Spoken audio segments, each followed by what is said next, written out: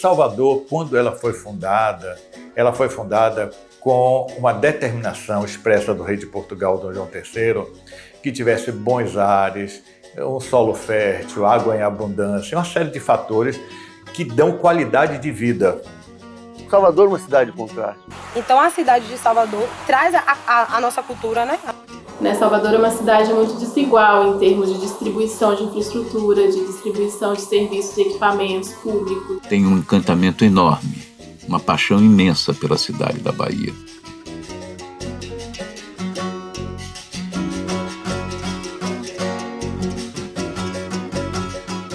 Visando apresentar uma contribuição para Salvador, o projeto Qualidade do Ambiente Urbano de Salvador produziu de forma coletiva o Índice de Qualidade Urbano-Ambiental de Salvador.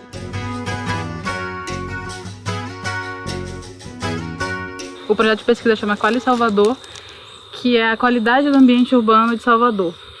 O Índice de Qualidade Urbano-Ambiental de Salvador foi concebido a partir de 5 dimensões: físico-natural, socioeconômico, infraestrutura e serviços urbanos, cidadania e bem-estar. O índice é composto por 40 indicadores selecionados após um intenso debate da equipe de pesquisa e de um conjunto de especialistas. É um grupo formado por professores e estudantes da UF e da UNEB. A gente andou por Salvador, aplicando questionários.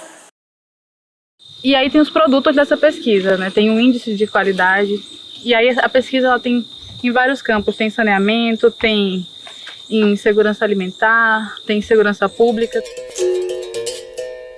que é que significou para a gente andar pela cidade? Eu acho que foi, de fato, uma experiência sobre a vivência e a experiência de estar na universidade, de estar fazendo pesquisa e, assim, qual é a Salvador que a gente encontrou, né, nesses anos aí que a gente vem fazendo essa pesquisa.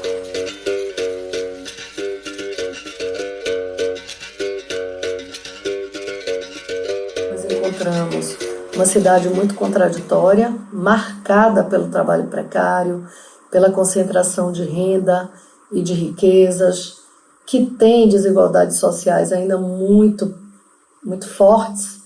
É uma cidade negra que convive, né, com racismo estrutural, que sofre com a discriminação de gênero e que apresenta muitas dificuldades na implementação de políticas e práticas de segurança pública. O espaço urbano, né, é marcado por essa contradição. 60% dos nossos responsáveis pela família são mulheres. Então você está falando com Pronto, mulheres negras. que é a negona. A negona. Então, como é que é chefiar, tomar conta da família em Marechal Rondon? Não é fácil, né? Porque a gente aqui vivemos em favelas, então temos que ter o pé no chão mesmo, correr atrás, trabalhar e, o que eu posso dizer, determinação desse filho. Para você ter um filho numa escola, numa faculdade, você precisa de tempo.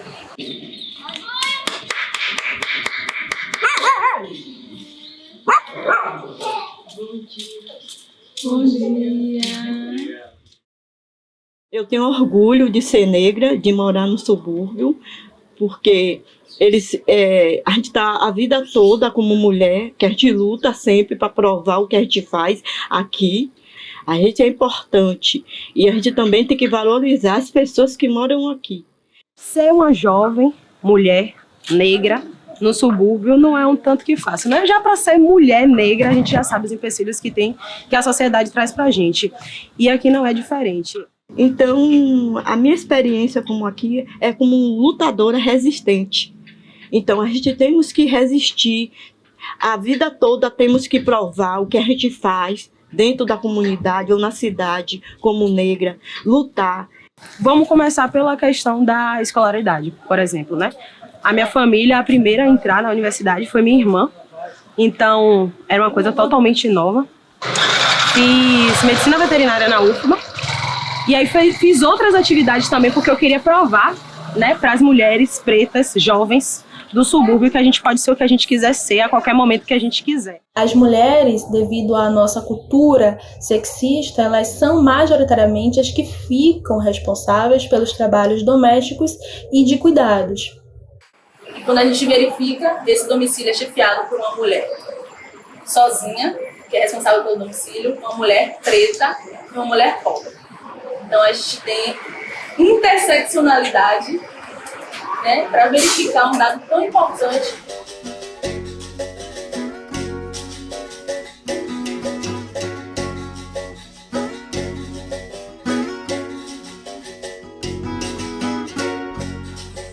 Fala aí um pouco do que é esse perfil sociodemográfico dessa cidade e o que ela se diferencia de outras capitais.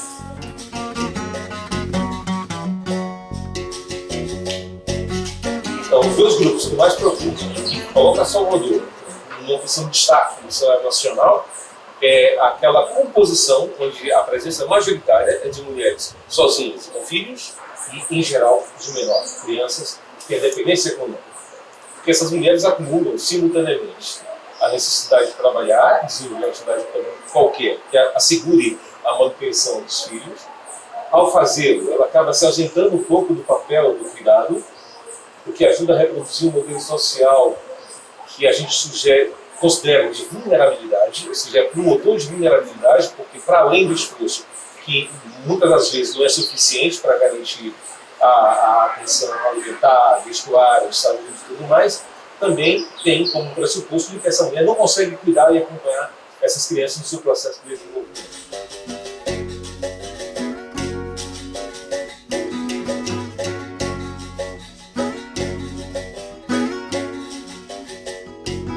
O terceiro grupo, esse menos preocupante, seria das mulheres ainda muito jovens que têm autonomia econômica e que optam por começar suas vidas fora do núcleo familiar de origem. Então elas vão morar sozinhas, mas isso não denota vulnerabilidade, é apenas uma opção, uma forma de se inserir na sociedade dissociada do seu família.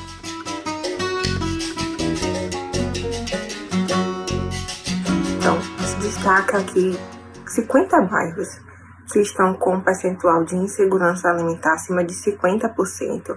Estão concentrados nas regiões do subúrbio e do miolo. Os bairros que apresentaram as maiores prevalências de situação de insegurança alimentar estão passando fome. São a Ilha de Maré, a Ilha de Bom Jesus dos Passos e o Calabá. Em contraponto, temos bairros que também possuem percentuais de insegurança alimentar mais baixos. Itaigara, Comia das Árvores, A Graça. Porém, não menos importantes, né? Pois a situação de fome ela pode ser também uma fome oculta, uma fome velada. No estudo do Qualy Salvador, a gente pôde perguntar o que era feito quando aquela família estava em situação de insegurança alimentar. E as duas respostas mais prevalentes: comprar fiado e o apoio de rede de amigos e familiares próximos, né? Pedir o alimento a familiares e amigos próximos. A organização social, ela é muito importante para a garantia de alguma refeição ao dia de muitas famílias. Quando as pessoas batem até na minha porta mesmo, se eu não tiver, eu vou buscar dentro de mercado, vou para a prefeitura, eu faço arruaço, mas consigo trazer pelo menos uma solução por aquele dia. A própria condição de insegurança alimentar, né, e nutricional também são diferentes nessas regiões. Diferenças essas que convergem com a questão racial, né, visto que os bairros com piores indicadores são os bairros onde residem principalmente as famílias negras, chefiadas por mulheres negras, o que demonstra a existência também de uma segregação racial na cidade, né? A população negra, ela vive principalmente nos bairros periféricos da cidade, né? E convivem com um ciclo de violência que produz a criminalização dessa população, né? E também desse território ao qual ela faz parte, né? Então, ao caminhar pelas ruas de Salvador, nós buscamos entender a segurança e a insegurança em Salvador. E também buscamos os indicadores que apontavam, né, para esses registros, né, para que a gente tivesse a possibilidade de fazer uma análise mais acurada sobre isso. Então, a sensação de segurança e insegurança na cidade tem contornos diferentes em cada bairro, enquanto nos bairros ditos nobres, o medo deriva do crime contra o patrimônio, e isso consolida, né, o medo do outro, que é desconhecido e também é muito alarmado, né, nas estatísticas. Nos bairros ditos periféricos, são os homicídios que atormentam a população. Nessa localidade, a vítima tem nome, tem sobrenome, tem endereço, tem sexo, tem idade, tem cor e tem afeto. Não é só um dado estatístico para alarmar. São pessoas que convivem, né, com a comunidade. Esse ciclo de violência que ceifa a vida de diversos jovens negros, por exemplo, né, causa um impacto na vida das mulheres negras, né, que sobrevivem, né, com a perda dos seus filhos, dos seus entes queridos e dos seus companheiros. Então, os registros de segurança pública do estado da Bahia apontam que os homens negros, né, que são os pretos e pardos, são os que compõem a categoria de crimes violentos, letais e intencionais. E apesar, né, dessa população masculina ser mais afetada pelos homicídios, é a população feminina que aponta a maior sensação de insegurança. A gente pode, entender essa sensação, porque para além de se preocupar com a sua própria segurança, as mulheres se preocupam com os seus filhos, jovens, com os seus companheiros, né? Homens, pretos e pardos. Então, a sensação de insegurança para as mulheres em Salvador é maior. Igreja de São Francisco e a Praça da Sé, onde ficam as baianas, ai, ai, ai, vendendo acarajé. E essa é uma face perversa da interseccionalidade, das desigualdades de raça, gênero e classe, que precisam ser enfrentadas de forma urgente.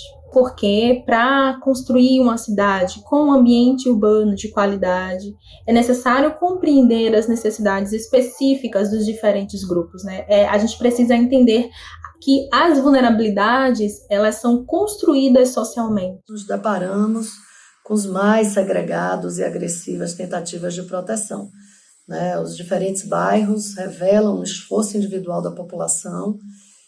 Nos bairros mais vulneráveis, né, social e economicamente, são as grades que se multiplicam, né, e as pessoas se refugiam atrás das grades.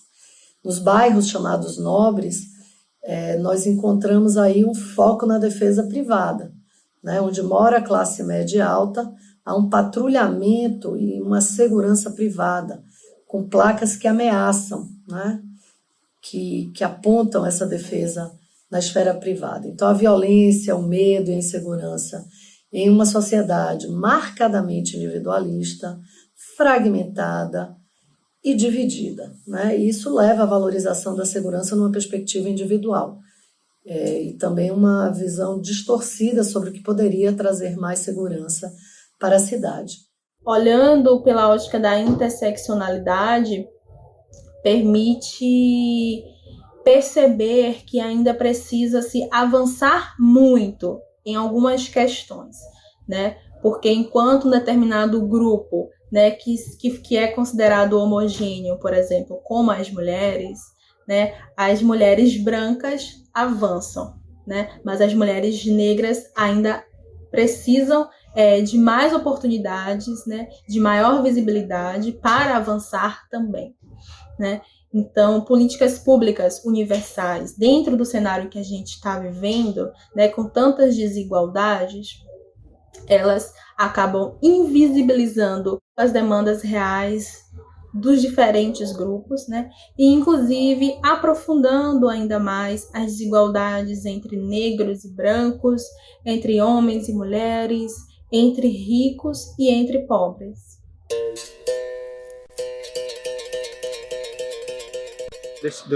Da perspectiva dos muros invisíveis, né? Dessas áreas de fissura na área urbana que elas não são palpáveis, mas que elas existem de fato na realidade, elas constituem um espaço geográfico. Então você tem muitos e muitos exemplos desses aqui em Salvador, em que você tem uma área, um conflito, né? Um conflito não velado, né? Entre a urbanização e o meio ambiente, entre a riqueza e a pobreza, né? Entre o desenvolvimento e o atraso, vamos assim dizer. E aí, olhando de cima, você consegue, de alguma maneira, colocar isso num quadro, num retrato, que dentro da geografia a gente vai tratar isso como paisagem, né? Um conceito da geografia, em que ele transmite, o que a gente consegue transmitir com muito mais clareza, e a mensagem fica muito mais óbvia do que um discurso, como o que eu possa, um discurso qualquer que eu possa fazer. Baína System diz, né, somos duas cidades bastante visíveis. Basta que você rode Salvador que você percebe as diferenças.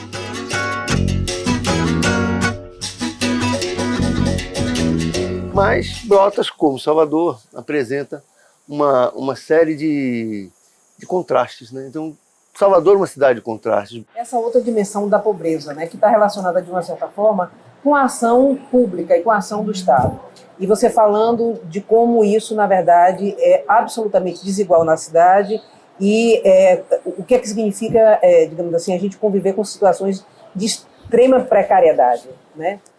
E a gente pesquisando os lugares mais assim, mais privilegiados da cidade, nós vimos isso aí, a diferença é muito grotesca. Moro num lugar, porque isso ajuda a construir minha identidade, me garante um locus, né, de residência, eu me digo proprietário, mas é uma propriedade precária, sobre todos os aspectos, sobre o aspecto da titularidade, das condições gerais de habitação, e pior que isso, da capacidade de requerer dos agentes públicos responsabilidade pelas condições do lugar em que moram. Portanto, naquilo que é meu poder de requisitar infraestrutura de saneamento básico, de água tratada, de iluminação, de pavimentação, de passeios, porque eu já me sinto marginal. Eu já entendi como é que eu me ocupei daquele espaço, eu já entendi como é que eu construí aquela casa. E, portanto, eu não tenho força cidadã para reivindicar isolado ou coletivamente uma atenção maior do Estado, porque eu vou lançar sobre mim uma pergunta que, ainda que não dita, mas ela está implícita. Quem é você do ponto de vista da participação da organização dessa sociedade que me reivindica algo, se para esse bem que você disse é seu, você não tem qualquer documento que possa garantir esse direito? Passa a ter acesso aos instrumentos legais, né, de financiamento, de melhoria habitacional.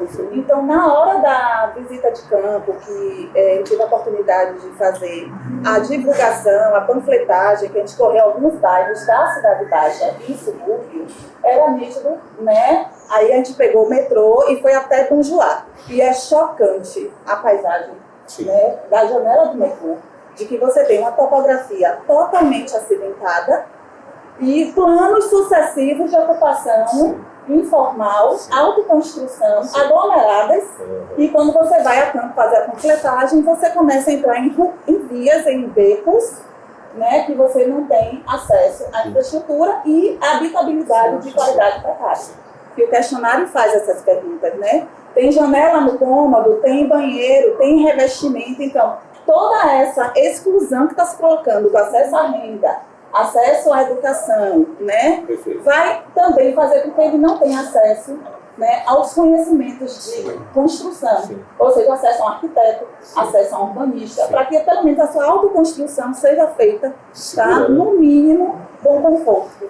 O processo de autoconstrução sem recursos, materiais inadequados para o clima da cidade, vai comprometer a qualidade de vida dessa população. A gente vê também o dinamismo espontâneo da cidade.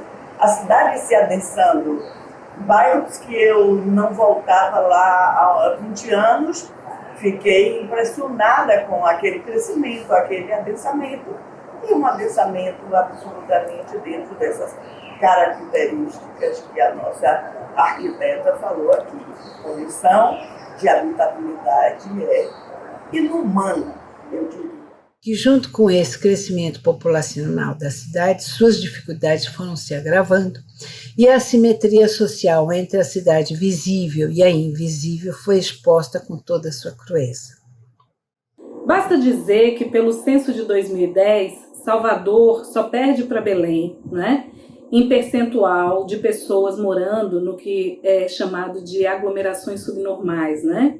São aquelas residências sem acesso, né, a saneamento básico, a um sistema de transporte bom, por exemplo, onde as residências elas são extremamente privadas dos serviços mais básicos, né? Desde a forma em que essas residências são construídas, muitas vezes em locais extremamente insalubres e perigosos, até mesmo o fato de que, por exemplo, para quem tem deficiência, morar em determinados locais onde você precisa subir uma escadaria gigantesca para ter acesso à residência,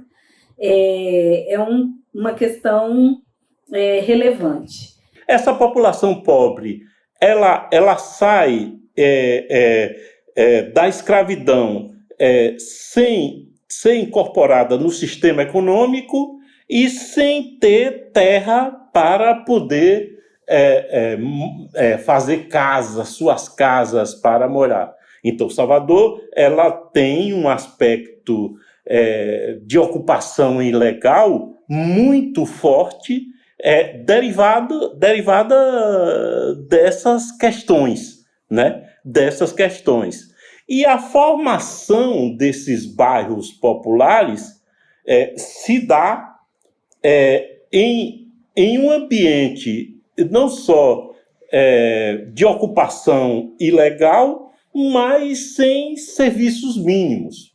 Salvador é uma cidade extremamente segregada, do ponto de vista socioeconômico e étnico-racial, onde você tem 70% da cidade constituído por habitações, por ocupações, dita pela literatura clássica, né, informal, né, subnormal, né, chamadas horas de favela, horas de invasões, né, que na realidade são os bairros populares e que hoje comumente está sendo chamado, né, de bairros negros, né, que são as áreas da cidade que possuem uma baixa investimento por parte do poder público, onde você não tem, né, infraestruturas adequadas de abastecimento de água, de esgoto, né, de coleta de lixo, onde você não tem pavimentação das ruas de forma adequada, onde você tem, né, não tem uma regularização fundiária da população que lá habita. Quando se planeja uma cidade, se planeja o que é público e o que é privado. Né? Se você vê que dentro de bairros planejados como Patamares, as áreas públicas, institucionais e verdes estão sendo desafetadas e vendidas, imagine nos outros bairros mais humildes, onde a população não tem noção da legislação, não sabe a quem recorrer. Muita gente mora em bairros em Salvador que se assemelham a cidades e a bairros com melhor qualidade de vida no mundo, né? Nós temos aí diferenças não só socioeconômicas, mas diferenças também relativas a questões bastante importantes, como, por exemplo, o acesso, né, às diversas cidades existentes dentro da mesma cidade.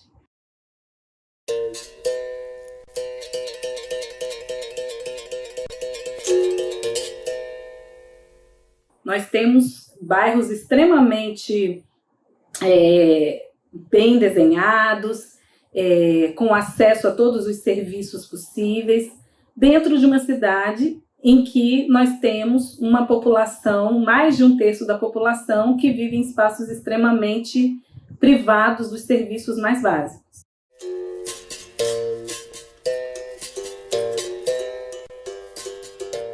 E é uma cidade também muito injusta.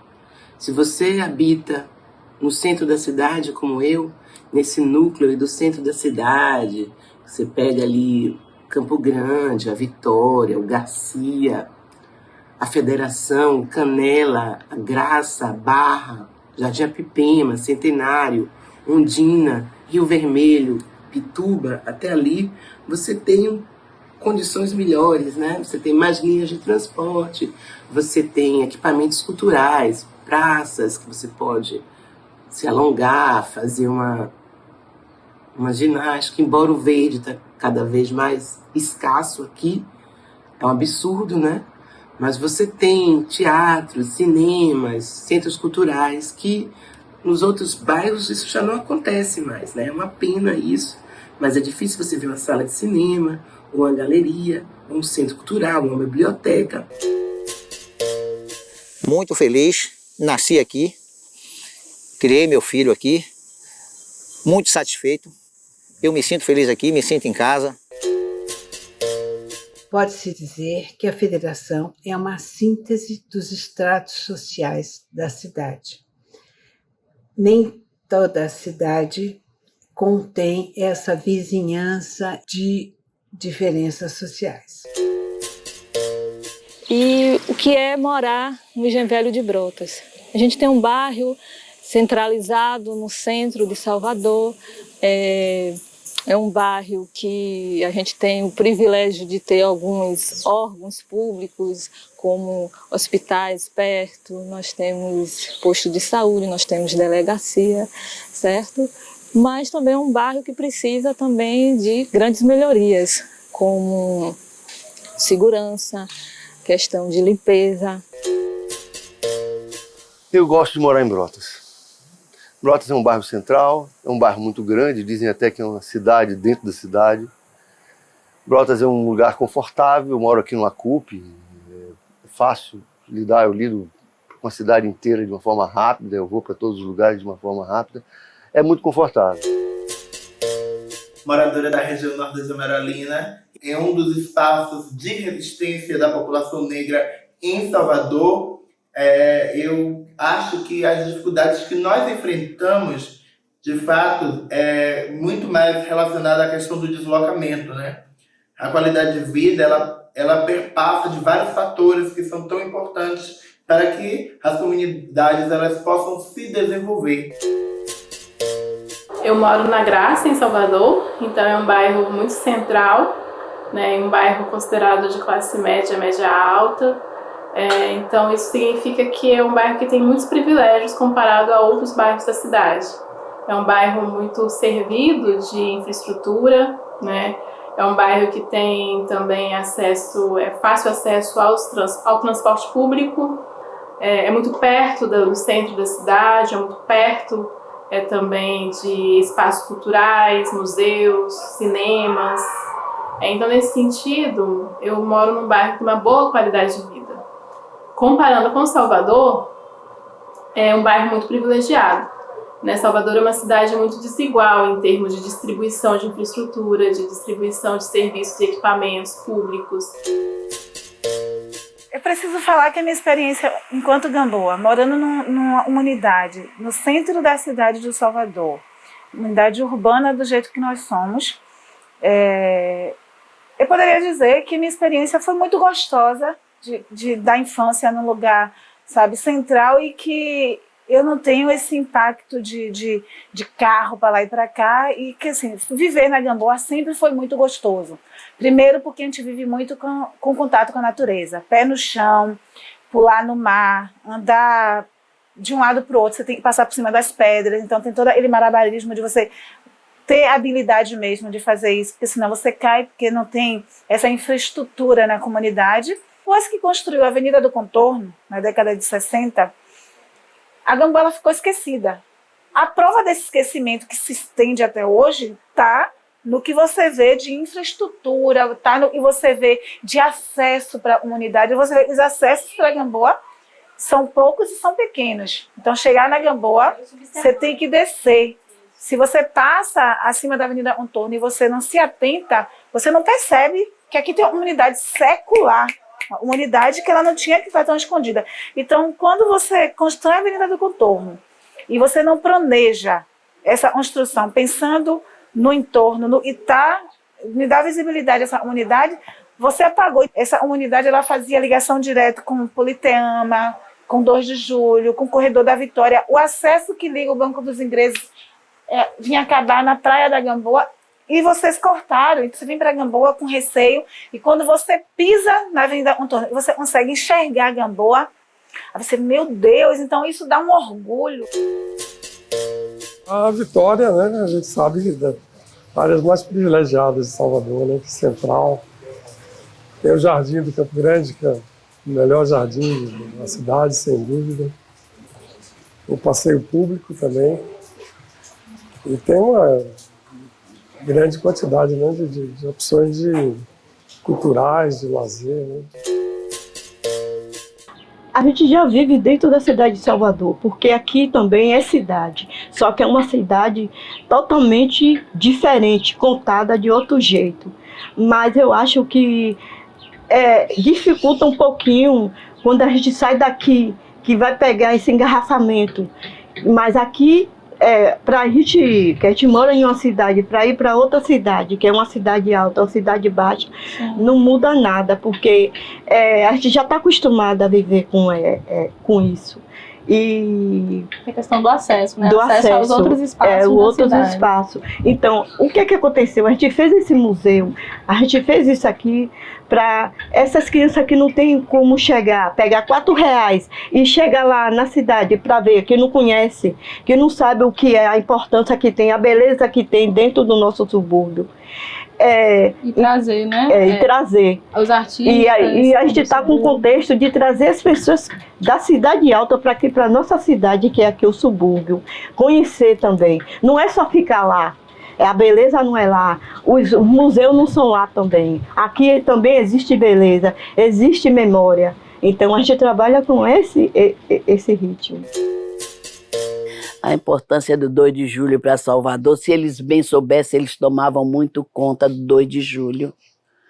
Porque 2 de julho é uma data em que a gente se lembra, né, da independência da Bahia, mas eles pouco estão se incomodando. Tem o 2 de julho no Campo Grande, que eles fazem aquela caminhada da cabocla e aqui pouco se incomodam. Pouco estão olhando o lixo, pouco estão olhando a sujeira, não se incomodam. Velho, o subúrbio é uma cidade à parte, sabe? Às vezes as pessoas falam assim, lá no subúrbio. Aí eu olho assim pra cara, tipo, subúrbio onde? Porque o subúrbio é tão grande, e em relação à questão artística, a questão de empreendedorismo, a questão de profissionalismo, o subúrbio não pede pra nada, sabe? Só que a gente ainda tem muito que tá indo para outros bairros para ganhar essa visibilidade. Eu tenho estado muito satisfeito aqui com o bairro do Engenho Velho, de Brotas. A gente tem, assim, além da questão da cultura do bairro, que tem crescido muito, né, com o trabalho que a gente tem feito aqui no teatro, a gente tem as pessoas também do bairro, né, principalmente as pessoas mais velhas, a gente sente essa coisa do acolher, né, as pessoas. Como é viver aqui no bairro? Viver aqui é maravilhoso. Viver aqui, se eu dissesse assim, vamos fazer um mingau, vai aparecer do açúcar ao sal. Então, qualquer coisa a gente está fazendo uma resenha. Aqui a comunidade se une para tomar uma cerveja, para bater papo. Marechal é ótimo. Não nasci aqui, mas tomei isso aqui como meu bairro natal. Eu cheguei aqui sem identidade, eu era uma menina cheia de sonhos, com 2 filhos para criar. Ou eu comia ou pagava aluguel. Aí teve umas invasões aqui, e eu digo para lá que eu vou. Todo mundo, quando você é doida, com 2 filhos homens, você vai cair dentro de uma favela? Eu digo, minha irmã, ou eu como, ou eu durmo. E eu quero fazer as 2 coisas, eu vou comer para dormir, nem que seja debaixo de um barraco. Isso eu fiz. Hoje em dia Deus me abençoou, tenho minha casa boa, tenho meu trabalho, tenho minha família. Tenho a minha identidade aqui no Engenho Velho de Brotas, nessa região aqui, que eu estou lutando agora para revitalizar. Foi onde eu adquiri a minha identidade e muitas famílias também. Porque tem esses condomínios antigos, mas tem 3 comunidades que são emergentes. A Paraíso, o Bariri e a Viver Melhor. Elas são frutos de invasões, mas que foram invasões que deram certo. Essa cidade que resiste, constituída pelos bairros populares negros, ela surge a partir de 3 territórios negros fundamentais, né? Ela surge a partir dos quilombos, ela surge a partir das habitações escravas, ela surge a partir dos terreiros. Né? Se a gente pegar aí o quilombo do Buraco do Tatu, que ficava em Itapuã e Pitanga, né? Que de certa forma se conecta com o quilombo do Beiru, que fica na região central da cidade de Salvador, né? Ali na região de Tanca dos Neves, Arenuso, Beiru, né? Do Cabula, né? Que se conecta com o quilombo do Urubu, Orubó, né? Que fica ali em Plataforma, né? Da grande líder Negra Zeferina. Então, são 3 comunidades quilombolas, né? Que se conectavam de certa forma, que vai da Orla Atlântica, atravessando o Miolo e chega a Bento dos Santos, né? Um corredor constituído por várias comunidades quilombolas. A gente até pode dizer que existem várias Salvador dentro de Salvador. É como se cada bairro fosse uma cidade, né? Uma Salvador diferente. Mas a gente percebeu que as pessoas, elas não se preocupam com o bem-estar do outro, pelo menos é uma percepção que eu tive, né? Nas classes mais privilegiadas da sociedade. E isso me impactou também um pouco, porque não vejo necessidade das pessoas terem esse comportamento. Não é plausível esse comportamento. Então isso também foi bastante impactante. Que essa desigualdade ela é secular, ela vem desde o século XIX. Né? Uma cidade que era construída em 2 planos, e que sofria para se locomover de baixo para cima, e a desigualdade era o mais pobre, era o escravo que fazia o serviço grosso. Né? Aqui continua a mesma coisa, eu sinto isso. Salvador, então, está entre as 10 cidades brasileiras que gera maior riqueza. O grande problema é como essa riqueza ela é apropriada, né, pelos diferentes moradores e, sobretudo, pelos diferentes grupos que compõem essa população. Obviamente que a questão econômica ela acaba pautando a própria questão social e a questão cultural da cidade. Né? Salvador, a despeito de qualquer coisa, é uma cidade culturalmente extremamente rica. Ladeira do Pelourinho, ai, ai, ai, a Baixa do Sapateiro. Na minha casa eu vejo prédios enormes, luxuosos, e do outro lado da rua eu vejo a favela. Isso é muito ruim, né? Até porque o simbólico da cidade de Salvador é conhecida como uma cidade da alegria, da festa, da felicidade, já foi até slogan. E na verdade não é assim. Né? Salvador é uma cidade desigual, muito desigual, como o Brasil também é, mas Salvador apresenta essa desigualdade de uma forma muito estampada. A gente vê também a discriminação, o preconceito com o periférico, com o suburbano. A gente sente, né, você enquanto uma mulher preta como eu, a gente sente a todo momento essa rejeição da sociedade. Então, é uma cidade ainda racista, preconceituosa e que exclui mesmo a gente. Então, mas isso é uma questão também que a gente não precisa falar, aconteceu esse ano, não. Isso é uma questão histórica, que a gente precisa ir trabalhando, que a gente sabe e a gente sabe que a gente também está avançado. É através da festa que a população dessa cidade, a nossa gente, se apropria de uma forma mais intensa, mais forte da malha urbana da cidade, pelo menos no lugar onde essa festa se realiza. Então, a cidade efêmera do Carnaval é algo que me é caro, porque estudo essa manifestação fantástica, esse traço maravilhoso da vida do nosso povo, mas porque sinto efetivamente que durante a festa a cidade é outra, a cidade é uma cidade muito especial. Eu conheci Salvador em que todo mundo usava bonde. O bonde era um grande agregador da cidade. Tanto fazia ser médico, deputado, pedreiro, lixeiro, que for. Todo mundo usava o mesmo sistema de transporte. A partir da revolução trazida pelo carro e pelo sistema viário de velocidade, você criou em Salvador duas categorias. O pedestre, pobre coitado, e o proprietário de carro, esse sim o grande beneficiário do sistema. Então, o pedestre que se lixa. Veja a qualidade das calçadas que nós temos. Por que as nossas calçadas são ruins? Porque nunca se deu a menor chance ao pedestre. O pedestre não vale nada nessa cidade. A Salvador do dia a dia, a Salvador da nossa gente, a Salvador dos desafios, das dificuldades, a Salvador que me fez gente, que me fez cidadão, a Salvador que me deu energia para continuar olhando para ela com encantamento, com amor, com paixão, mas saber que ela exige de mim muito mais do que uma simples admiração, mas um engajamento nas suas melhores lutas pelos desafios mais profundos e mais importantes da nossa gente. Enfrentar a desigualdade, enfrentar o racismo, enfrentar a intolerância, que desgraçadamente marcam essa bela cidade.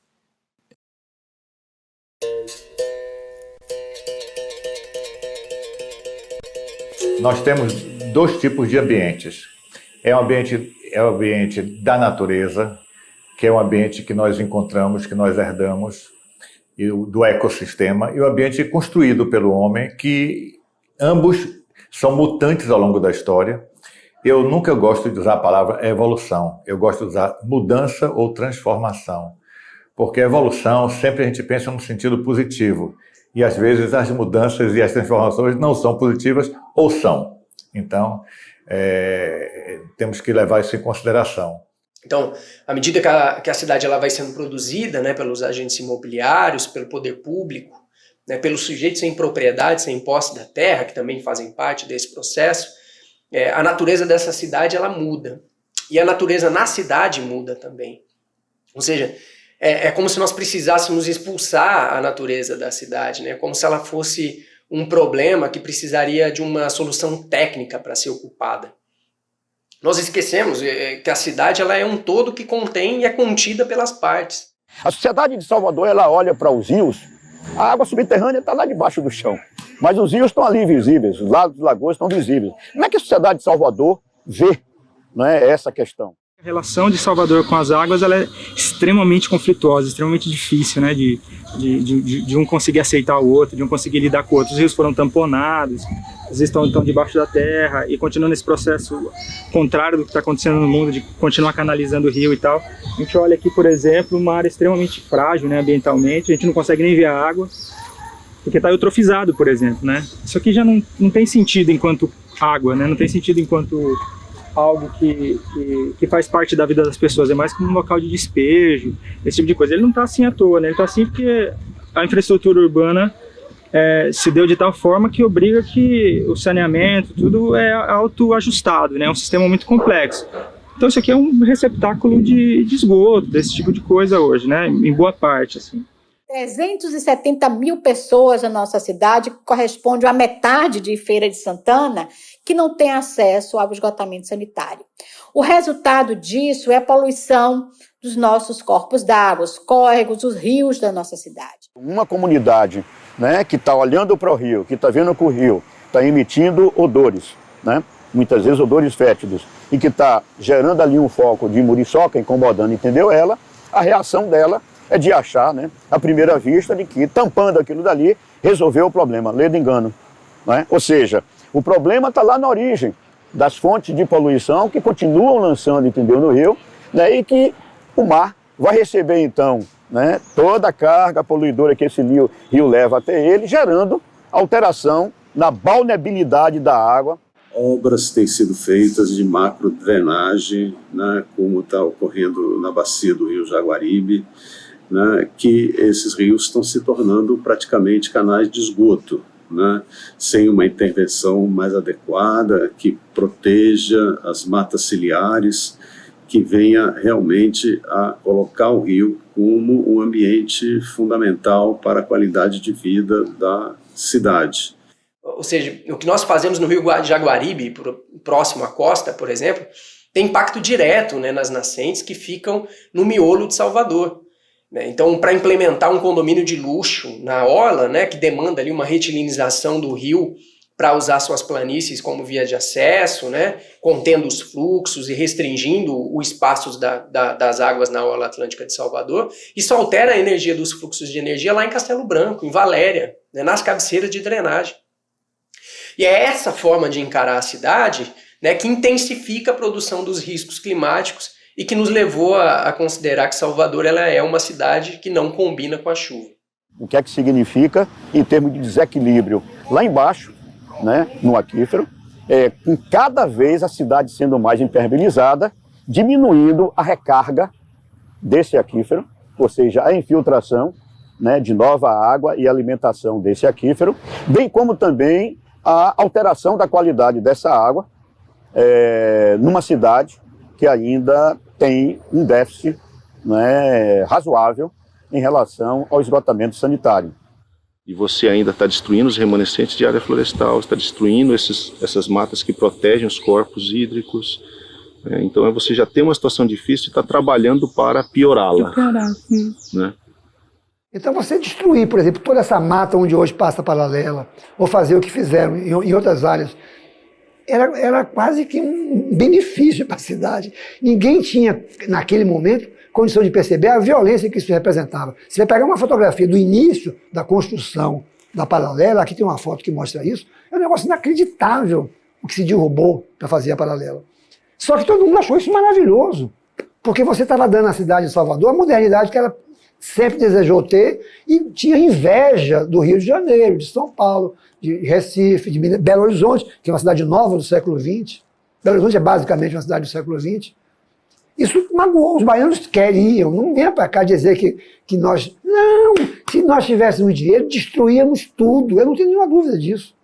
Quem vai dar a nós essa condição de preservacionista é o final do século XX. Não só do ponto da questão ambiental, como também de preservação da paisagem.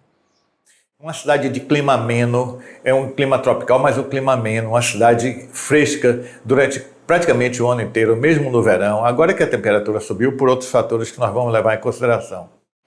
Bom, a partir dessas imagens, fica mais fácil de perceber a concentração da cobertura vegetal em determinados bairros de Salvador, como ela coincide exatamente com a menor temperatura nos bairros correspondentes. Então, quanto mais vegetação, menor é a temperatura de superfície.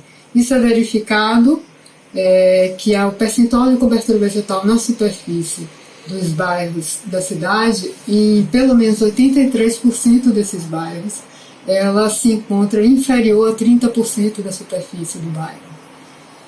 Ao mesmo tempo que, para a temperatura de superfície, em 84% dos bairros, ela se apresenta com um comportamento superior a 27 graus centígrados.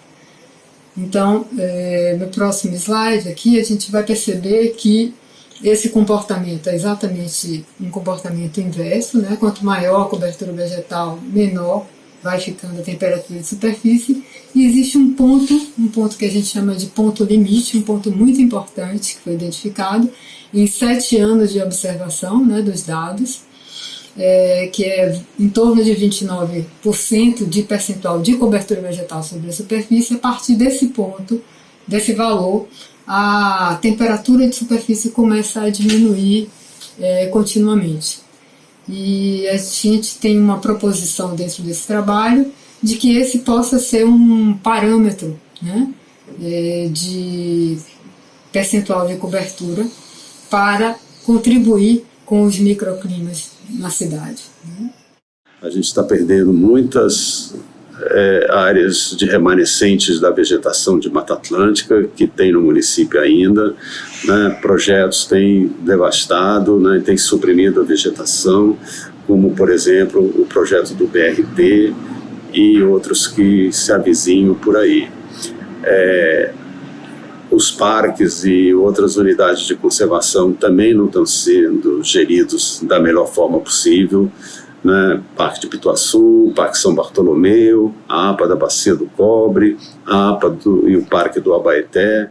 Então, o bairro de Patamares, ele contém, por exemplo, o último rio ainda não canalizado, que é o Rio Passavaca, e que faz parte do Parque do Vale Encantado, um trecho dele, e o outro trecho é do Parque do Manguezal do Passavaca, ou seja, 2 parques. Quando a gente pergunta a um transeunte o nome de um rio de Salvador, ele muitas vezes desconhece, porque para ele Salvador não tem rio. Salvador são canais de esgoto, tanto os canais naturais, os rios, como aqueles canais que foram, né, construídos pelos homens. Né? Então, para a população, muitas vezes, né, esses rios eles são escondidos. Às vezes tinha que explicar para a pessoa quais eram os rios, né? Porque a pessoa não enxerga nada como rio. A pessoa vê tudo como esgoto. Ou como canal de jogar, ou como lugar de jogar lixo, e a maior parte das pessoas diz que tinha acesso ao coleta. É muito dolorido ver o rio cheio de poluição, também o mau cheiro às vezes incomoda quando o vento da maré, o vento é o contrário. O rio Camaragipe, que desemboca ali no Costa Azul, né, no Jardim dos Namorados, trazendo sempre vários resíduos de todas as formas aí, indo para o mar, poluindo aquela região toda ali, como tem ocorrido em outras áreas da cidade, né, no subúrbio, na bacia lá do Cobre né, na região ali do Itapajipe, todas essas regiões precisariam de um cuidado muito maior. Também a questão das águas, pensando em qualidade de água, está muito associado aos aspectos da infraestrutura de saneamento. Saneamento entendido de uma forma mais ampla, né, pensar no saneamento ambiental, onde não só os aspectos de saneamento básico, que seria o abastecimento de água, esgotamento sanitário, o tratamento, manejo e tratamento dos resíduos sólidos, assim como também o aspecto dos manejos das águas pluviais, né, juntamente com os controle de vetores, entre outros aspectos ambientais que proporcionam salubridade, né? Isso aí tudo está vinculado de uma forma mais direta ou indireta à questão das águas e das áreas verdes na cidade. E essa infraestrutura de saneamento também é fundamental para que a gente possa ter essas áreas com condições de convívio, né, de uma forma adequada. E aí nós pensamos, que cidade nós temos, que cidade gostaríamos? Pela minha parte, uma das mais tristes que nós temos desse crescimento da cidade em torno do parque é a Cachoeira de Oxum, que ela, assim, hoje cada vez mais precisa de uma atenção maior para ela, porque devido ao crescimento está acontecendo várias irregularidades nela, que a água não está mais potável. Aí temos água potável aqui dentro do parque, sim, uma outra área de uma outra cachoeira tem água potável. Essa é a parte negativa. Os rios de Salvador, os diques, essas áreas em que a água se acumulou, assim, meio que se perdeu muito, né? Assim, mesmo quem é de fora, como é o meu caso, né, que eu não sou soteropolitano, não sou baiano, consegue perceber que a relação de Salvador com as águas ela é extremamente conflituosa, extremamente difícil, né, de um conseguir aceitar o outro, de um conseguir lidar com o outro.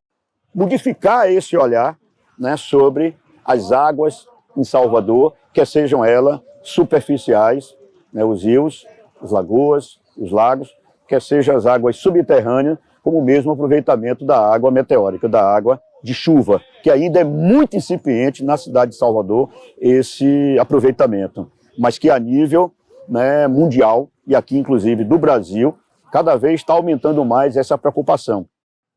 Apesar dos pesares, Salvador ainda é a cidade que eu gosto de viver, pelo temperamento aberto, franco de seu povo, mais informal e mais verdadeiro.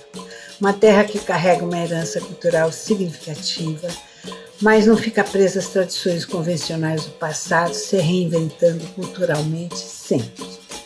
Essa é uma terra de gente amiga, com praias por todos os lados, um ambiente natural lindo e acessível. Essa cidade misteriosa, essa cidade contraditória, essa cidade catalisadora, essa cidade antropofágica, essa cidade enigmática, essa cidade apaixonante. Por que apaixonante? Porque ela tem uma magia e ela tem pessoas especiais. Eu gosto do modo de ser do baiano, eu gosto do humor, eu gosto da inventividade, do calor humano, da criatividade. Tenho uma admiração muito grande por essa cidade, um amor muito grande por essa cidade, pelo povo dessa cidade, pela história dessa cidade, pela cultura dessa cidade. Mas de qualquer forma, eu amo Brotas e amo Salvador. Mais apaixonada ainda por Salvador, porque ela se oferece como um espaço de luta, de resistência, de enfrentamento. Porque paixão também é isso, paixão também é luta. Eu amo perdidamente Salvador e vou continuar lutando para que essa cidade seja uma cidade mais justa, menos desigual e tão bela quanto ela pode ser.